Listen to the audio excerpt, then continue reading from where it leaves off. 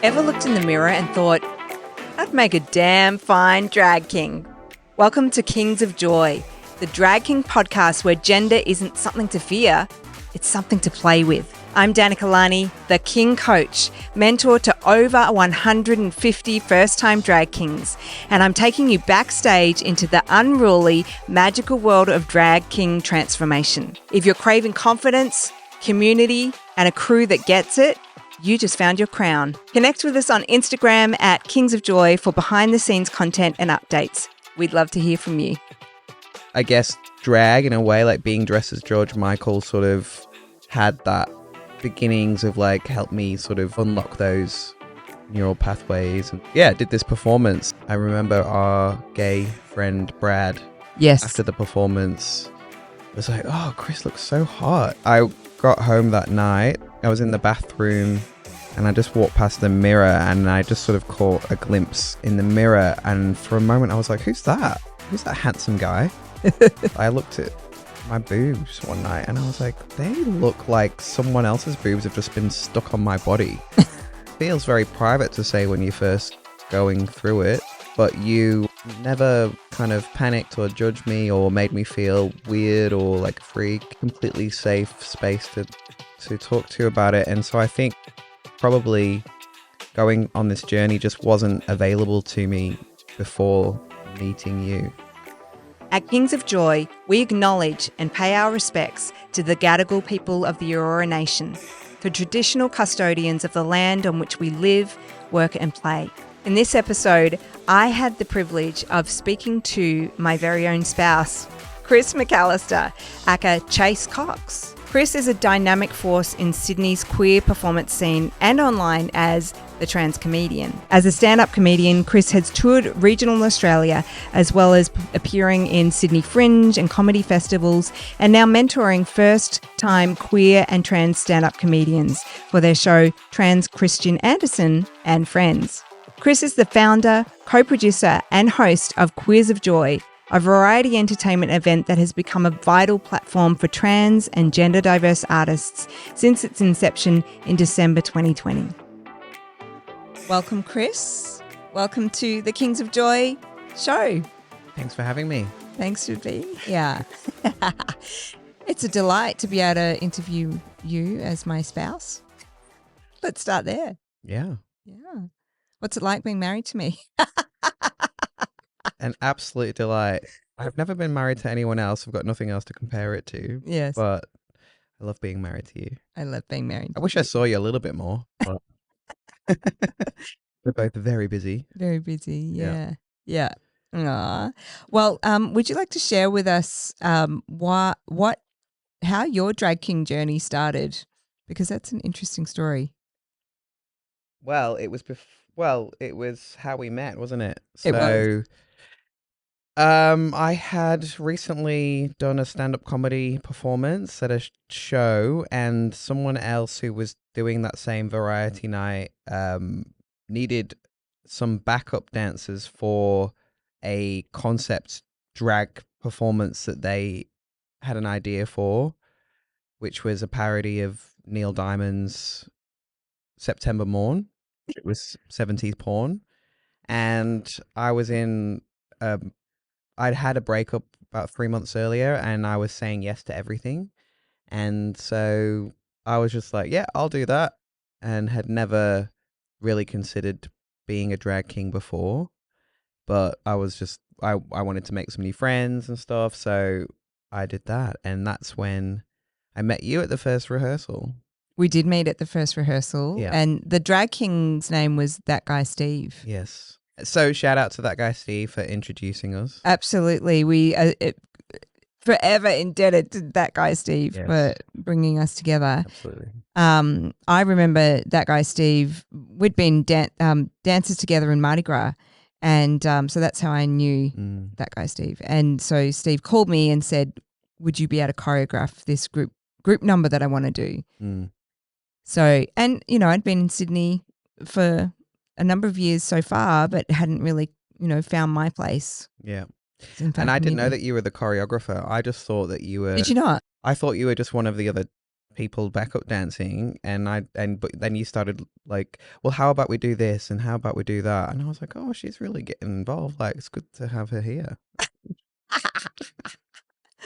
When did it click that I was actually the choreographer? Did it ever click that I I was think the probably choreographer? when you told the story of how we met. I was like, oh, you were the choreographer. Oh, great. Yes, except that I do remember we had the first rehearsal, then we at the second rehearsal, that was the rehearsal where you did the Patrick Swayze slide on your knees across the floor. That was the moment for me where I was a complete goner. And then you gave me a gift. And one of my love languages is receiving gifts. And it was a prop for the performance. I was playing a guy from the Book of Mormons. Hello. Yeah. And so I was knocking on the door. Yeah. Yeah. I that's found you that a book guy. at Salvo's, like a prayer book or something. Yeah. Yeah. And you wrote an inscription. Do you remember what you wrote? This is hopefully the first gift of many. Yes. Something like that. I'm Yes. charming, aren't I? Very charming. Very, very charming. I was like, okay. And then the slide. But then what happened after that? What I said to you? Yeah. You must have known I was the choreographer. Well, I said being choreographed by you is better than a threesome. And the reason I compared it to that was because I'd had one before the rehearsal. I mean, you'd had a busy schedule. Yeah. I told you I had recently had a breakup, so Yeah. You were a yes. I was yesing everything. So good. Well, that was a very big compliment, you know. That was a very Yeah. big compliment. Well, I to should me. hope so.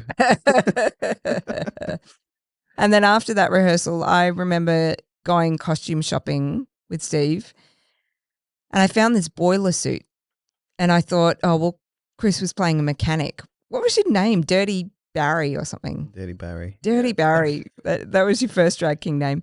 And I found this boiler suit, and I thought, I don't know, it's pretty whatever. I have no idea if this is the right costume or not, but I need an excuse to text Chris. I need to text them. So I took a photo of this boiler suit and I sent you a text message and said, oh, do you need a boiler suit? Yeah. And I said I was probably hoping to wear less clothes than that. Yeah. Because it like really covered every inch of your body. It's true. Yeah. Yeah. And then I think you responded, yeah, you said something like, yeah, I was thinking that too. And I thought, oh, she's flirting with me. Did you? Is that what Yeah, you yeah, yeah. noticed? Yeah. Yeah. Yeah. Yeah. Those things sneak up on you, I think, you know, when you're flirting with someone and do you realize you're flirting with someone from the very beginning and that's at some point you're like, yes, you admit it to yourself, you know. Right. You admit to yourself, yes. So we continued our text messaging that whole night, I believe. Yeah. Yeah. It was very exciting. It was very, very exciting. And then we planned our first date. Yep. Which is after the next rehearsal. Yep. So in true lesbian style, we started dating after the second rehearsal. Yeah. Yeah. Yeah. Wow. The rest is history. Well, is it? That's Yes, the power go of for it. being a drag king. Yeah. Well, it is. You meet your do you know what? the one. Some of the first drag kings that came through Kings of Joy, that started to happen. Mm. You know, romances, loverships, like committed relationships, all arose out of kings meeting each other through Kings of Joy. Yeah. Such that one participant said, "Danica, I think this is your secret dating agency." And dubbed Kings of Joy as Danica's secret dating agency. I was happy with that. You know, I was like, that's a great outcome. Yeah. Yeah. And I guess if you want to meet your person, then do something you love. Right. That's beautiful. I didn't make that up. I've heard that. Oh, somewhere. I'm like, brilliant. I can't take credit for that. Intelligent. So genius. Yeah. No. And so, so we've been together now, 7.5 years? Yes. And we got married. Uh-huh. Yeah. We did. We got married in February 2020. February 2020, right before the pandemic hit Australia. Yeah. Or the lockdowns. Yeah. And after we got married, you went on a gender journey. I did. Would you like to share with us about that? Well, I'd been doing another performance that you had put together, and it was the George Michael one. We did that George Michael medley. Oh, yes, that's right. I had a previous dance group called Show Ponies, exploring the diva, and we did pop tributes to, yeah, Yeah, pop icons, and we did a George Michael we tribute. did the That's right. George Michael, and there was a dance to George. So all these different George Michael songs, Yeah, I love and George so for Michael. the performance, I like had a did a kind of beard 5 o'clock shadow thing, and I was Yeah. had my like I was dressed all in black, and I don't know whatever, and yeah, did this performance, and I remember our gay friend Brad Yes. after the performance was like, "Oh, Chris looks so hot," and that had never happened to me before. Having a gay man like look at me like that, it was so weird. And anyway, I got home that night, and well, we both got home, and I was in the bathroom, had the light off, and I just walked past the mirror, and I just sort of caught a glimpse in the mirror, and for a moment I was like, "Who's that? Who's that handsome guy?" And yeah, I don't know, weird stuff happened in my brain, and like new neural pathways opened up or something, and Mm. something happened that night. It was kind of, yeah, a bit discombobulating, and then I looked at my boobs one night, and I was like, they look like someone else's boobs have just been stuck on my body. Like they look so weird. And I told you that. Mm. And yeah, you just totally got it, and didn't freak out, or always was someone I could just say all this stuff, which feels very private to say when you're first going through it. Um, but you never kind of panicked or judged me or made me feel weird or like a freak, and um, completely safe space to talk to about it. And so I think probably going on this journey just wasn't available to me before meeting you. Mm. And yeah, so then I guess drag in a way, like being dressed as George Michael, sort of had that beginnings of like help me sort of unlock those neural pathways, and then being with you and having someone to talk to about it, like completely safe, gave me the space to explore it. Mm. Yeah. Yeah. And it's been a complete, um, yeah, honor to witness you, as you go through that gender journey and that exploration of coming into more and more of yourself. And that's how I've seen it, is that it's coming into alignment with self as a capital S, the true authentic self. And seeing you go through this journey has just been so empowering. I've seen you become more and more yourself, more and more empowered, more and more expressed in the world. And yeah, that's what it's been like from my side. Mm, Mm, yeah. yeah. And you've become very, very handsome as well. But I mean, I'm a lesbian. I identify as a lesbian. Yep. Well, I actually identify as a red hot blooded lesbian, but I identify as a lesbian, and I have for many, many years, as you know. And for me, what's attracted me is the masculine in AFAB bodies, Hmm. and that's actually what's really attracted me. You know, and I could see, even though you were someone that presented very androgynously when we first met, I could see that masculinity in you, and that's what made me weak at the knees. Yeah, well, you were the first person to call me handsome, so Mm. way before I'd even thought of anything. And yeah, I think for a lot of life, I've been a party animal. I've probably drank a little bit too much, but like I've had fun in life, but just not really stopped to think or stopped to like consider who I am or anything. And yeah, I think that being with you and just having that space to pause and reflect just allowed me to further become myself rather than covering things up with substances or Mm. something like that. Mm. Yeah. Yeah. Yeah. And now, you're known as the trans comedian, you Yeah. know, and you have a career in stand-up comedy. Yeah. And, there's one of your jokes. I won't butcher it too much, I hope, but I won't even try and tell it. But, it's that moment where you talk about being trans and being English and how, being trans, you need to be self-reflective, a bit self-reflective.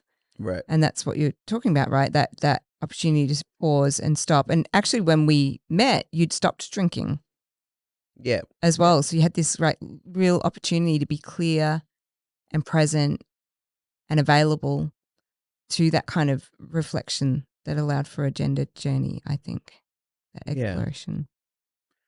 Yeah. I think there's a lot of things just all combined at the same time. And, when we first met, I remember thinking, I'm glad that we're meeting now. Even though I've spent, the first 36, 7 years not knowing you, I'm glad it's now, because if you'd have met me a year ago, or like, you wouldn't have been interested in me. So it Well, was yeah, it I was mean, kind of like divine timing, and it was. so Yeah. the combination of everything happening at the same time allowed for things to eventuate. So, you know, no regrets. No regrets. And there's a lot of alignment there. Yeah. Yeah. Yeah. Yeah. Yeah. Mm. So going on that gender journey, and part of that gender journey, there was the changes that you wanted to make physically to be in a more gender affirmed body. Mm. One of which was top surgery, and like many people on a gender journey who don't have a spare $10,000 lying around, you went to community to create your top surgery fundraiser. Do you want to tell us about that? Sure. Um, so yeah, I'd seen other people like put on events to raise money for gender affirming surgery. So because you'd started the community of Kings of Joy, and with the show Queers of Joy, we'd met so many people, so many aspiring drag kings, and I had this idea. It was back in, I think it was 2022, to have a big drag king extravaganza, and we must have had, I don't know, 20 odd drag kings perform that night Mm. in a show called Bye Bye Bye. And it was one of the best nights of my life. Yeah. uh, I think we had about 120 people in the audience. Mm. We had all of these drag kings, some of them performing solos for the first time. People just wanting to contribute and help, and yeah, I hosted the night, and then we, with two friends, performed at the end the song "Bye Bye Bye" by NSYNC. Yeah. First time that we performed that, and we've performed it many, many times ever since. We Because have, because it's so it's such a stellar. great routine. It's spectacular. And I remember coming to you and I said, "Oh, I've come up with this concept. I've choreographed a routine to Bye Bye Bye by NSYNC." And by I've choreographed, I meant I had a very, very loose conception about what it was going to be. It's like, first I'll do a line, someone else will do a line, someone else will do a line, and then we'll do some kind of thing for the chorus. And then at the end, we're going to get these water balloons full of water that are going to look like, boobs kind of thing. And then we're going to pop them over our heads, and we're going to be wearing white t-shirts and singlets. So it's going to be like a boy band white wet t-shirt competition thing. Which it was. So you actually did choreograph the actual moves, but Oh, thank you very much. Thanks for that acknowledgement. yeah. Yeah. So Right. best routine ever. Yes. Yeah. And we ended up I think raising a good chunk. I was about $5,000 or $6,000 It was for that. 6,000. Yeah. Yeah. Yeah. And it Yeah. was a brilliant night. It was, Yeah. yeah. And you got really acknowledged, by people in the community. People said beautiful things to Yeah. acknowledge you. Mm. Yeah. Yeah, I don't really have big birthdays or celebrate my birthday much at all. So this was what I think it would feel like to have a really big birthday. Even though there were heaps of people there that I'd never met. They'd come to see their friend perform, Mm. but they were all just so beautiful. It was such a joyful night. Yes. And I think it's that thing of being seen and being known, Yeah. even by strangers, that you can be known in a community, you know. Yeah, I hate walking into a room and nobody knows who I am. I do. I'm like, don't you know? Don't you know who I I remember am? actually getting top surgery and I was in the hospital bed afterwards, but I was in this private room and it was quite large, and the nurses kept coming in going, "Oh, we wouldn't normally save this room for, people of repute or merit or whatever, like something like Stature. that." Like, yeah, I wonder how you've got this room. Like, even the doctor came and said it to me, or the surgeon Oh. afterwards. And we literally had done the fundraiser like a week or two before. And I was just like, we got a standing ovation. I'm like, they don't know that I'm someone in Marrickville. That was Hunter's Hill. So obviously my fame had not stretched that far. And not yet stretch that far. Yeah. Speaking of fame stretching far, I mean, your Instagram at the Trans Comedian has become a place of demonstrating trans joy and vitality, lightness and levity and humor, as well as a place where trans people can feel acknowledged and safe in seeing how many allies actually exist in the world. Tell us a bit about your journey with your Instagram social media experiments. Well, I started posting a video every day on Instagram from last September, so a year ago, just over a year ago, in the hopes of showing a trans person having fun, just being joyful and silly, and hopefully dispelling some myths and, bridging the gaps and, just, yeah, like showing people that because you always see this narrative about trans people that we're suffering and that we have issues and we can't thrive and like we're just a drag on society. And so I just wanted to not so much as talk about those things, but actually just show a completely different narrative. Mm. And so I just had this idea to post a joke a day, like a trans related joke.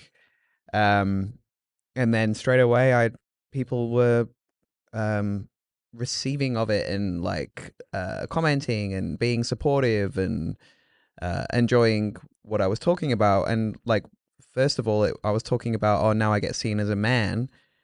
I get loads of praise for doing the most menial stuff. And it's like not even a political statement. It's just I was working in a retirement village and that's what it was. And I was like, it was so surprising that people will be like, give me all of this praise for cooking my wife dinner. It's like, okay. Anyway, so all the straight women on Instagram love that. They just like, yeah, the bar for men is so low. It's on the floor. It's in hell. Like, you know, so I got all of these new fans. Like, so yeah, and I just carried on doing these jokes every day. And then Trump got inaugurated and stuff, and he got in, and obviously the first, week, every single day, he was saying something about like clamping down on trans people and stuff, and it just got really dark online, and I could tell that trans people were feeling very isolated and that no one was sticking up for them. And I was like, my experience is there are a lot more allies than you think, or not even people that would call themselves allies, people who actually don't mind trans people. They just don't get involved, but they have nothing against trans people. Mm-hmm. And so I wanted to show trans people that actually there's more people who are supportive or in our corner or who are not against us than are. It's just that you only hear those voices. and I'd noticed that sometimes I would get comments saying on my videos, I can tell you're still a woman, but then I would get, I can tell you're still a man in the comment directly underneath.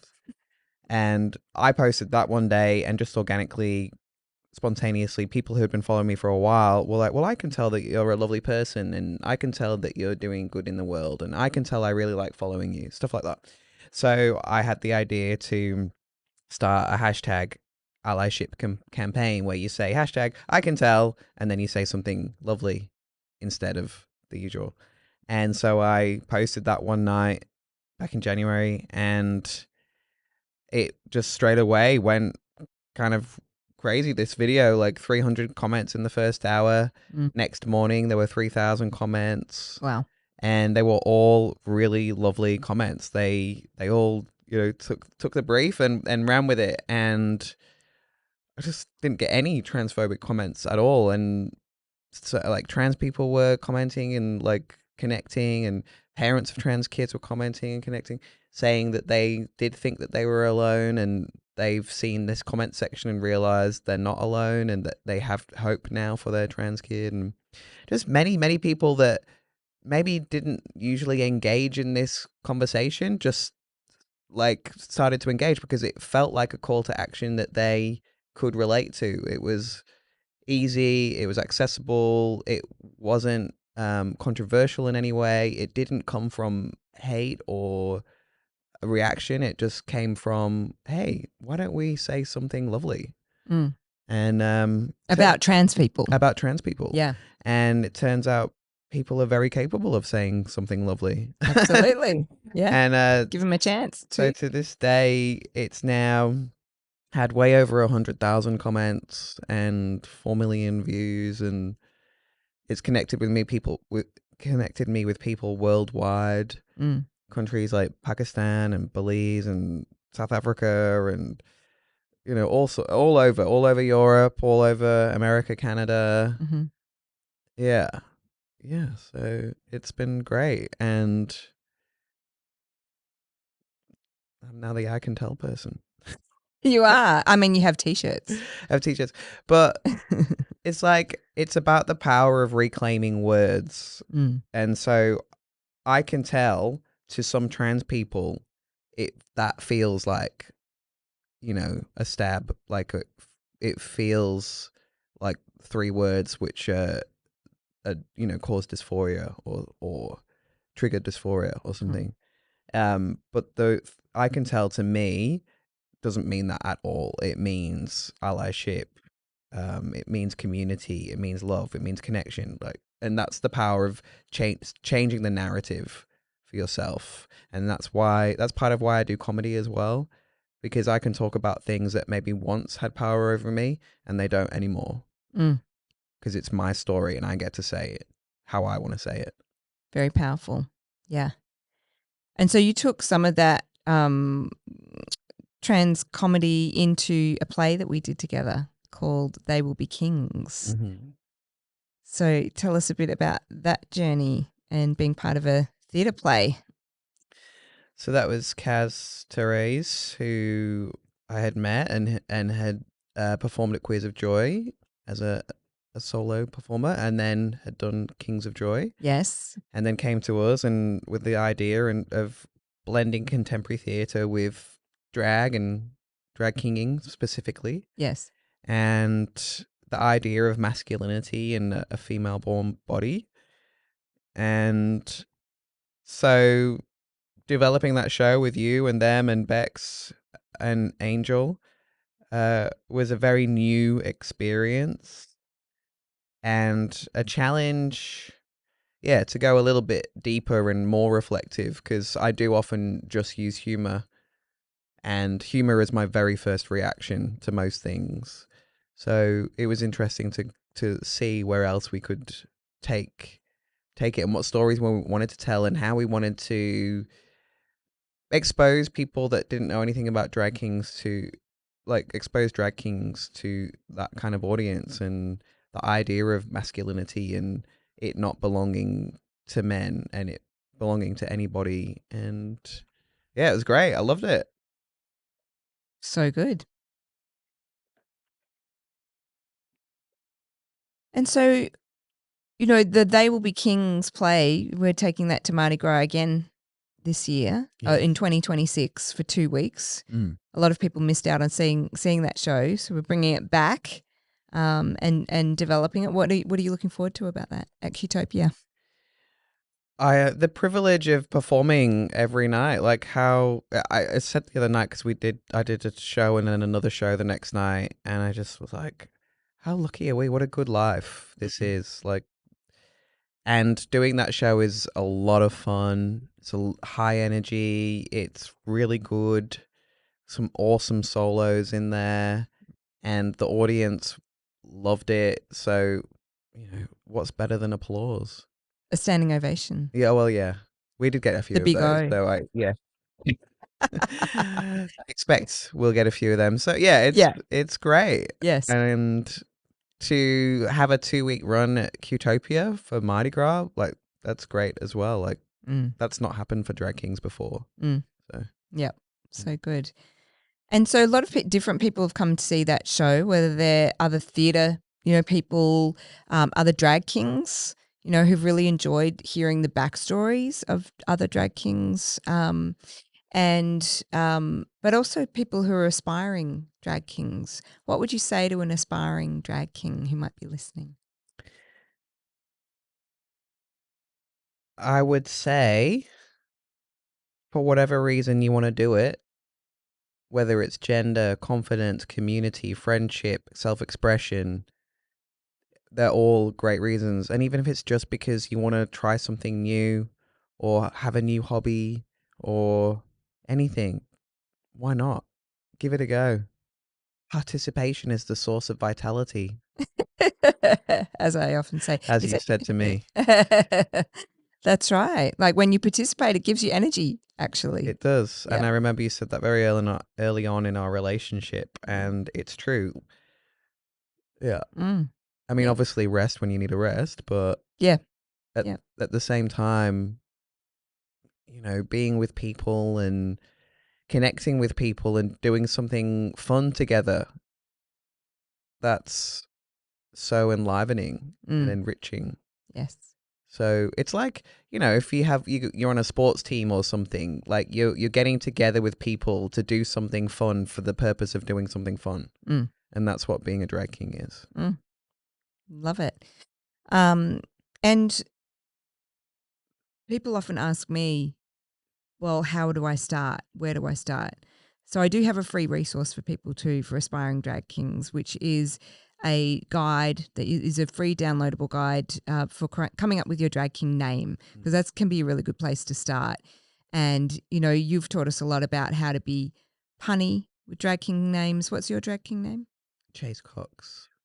Chase Cox. Yeah. So Chase Cox, very funny, very Mm. punny, very relatable, Actually, the and lived up to his name. funny thing about the name is it is the first thing that often people think about, isn't it? They straight away, the first thing they think about when you're thinking about drag is, oh, well, would my name be? And Mm. in fact, yesterday, and I met two people yesterday at that wedding, that queer wedding that we went to, Yes. and they were speculating on being like, if I was a drag king, what name would I have? Oh, maybe you can help with that. And just on the spot, and I've just met them, and I thought probably Danica's the better person to talk about what name you might have, but you have a lot of resources, like you say, of how you might come up with the name Yeah. rather than just coming up with a pun that means nothing, Mm.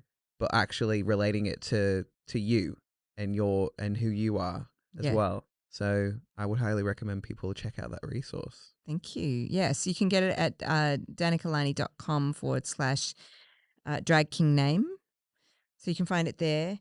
And lastly, what does being a community builder, we've built community together through Queers of Joy, through Kings of Joy, and globally through, connecting with people around the world, including our dear fam, Block 13, who are a group of Ugandan refugees who fled Uganda, ended up in Kakuma in Kenya, in the world's second largest refugee camp.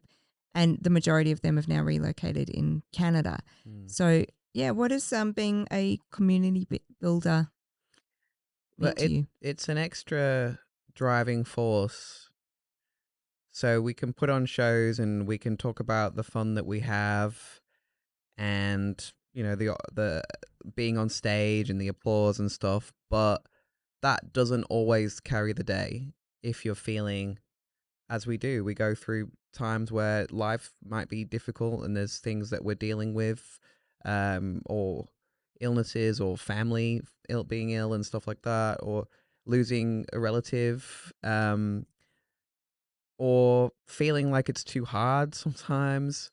So the aspect of Block 13, our friends, has been the driving force when I needed that. Was like, no, I'm not doing this for me. I'm doing it because it actually makes a difference to other people. Yes. And yeah, that has been a huge drive, connecting with Lucretia and everyone. And I class them as dear friends now, and one day we will meet in person. On a dance floor. Yes, but even though we haven't met in person, there's an intimacy and a familial relationship with them that I think is a closer bond than I have with people I do know in person. Some people. And actually last night, someone who just did my comedy workshop and performed for the first time last night was acknowledging the two of us for building community, and said, where would the community be now without you two? Which was very weird to hear, because even though it's been 5 years, it feels very new, like that we're still the newbies on the block. So I was very modest about it, but probably overly modest. Like, oh no, if we weren't doing it, someone else would. But I think that we can acknowledge ourselves for the type of community that we've built, that it is one that people feel that they belong to, not that they're just included in, but they actually belong. And it's the type of community that people uplift each other, and it's the type of community that they can go away as long as they want, and then they come back, and we'll welcome people back with open arms. And we have, we just have that beautiful community. And it's not just a show, it's not just a performance, it's not just being a drag king, it's not just being a comedian. It's got all this other stuff which enriches everyone's lives that's involved. Beautifully said. Well, thank you, my love. Thank you, my darling. Thank you for being a guest on the Kings of Joy show. Thank you today. for asking me. Yeah, that would have been Thank you awkward. for saying yes to marrying me as well. Oh, absolutely. Hell yes. Welcome to the kingdom, pull up a chair. Real kings, real stories, we go there from debut to crew. The journey we're making, this is Kings of Joy. Here's the crown you're claiming. Welcome to the kingdom. Real kings, we go there. The journey to the kingdom. This is Kings of Joy. Here's the crown, here's the crown. Welcome to the kingdom. Real kings, real kings.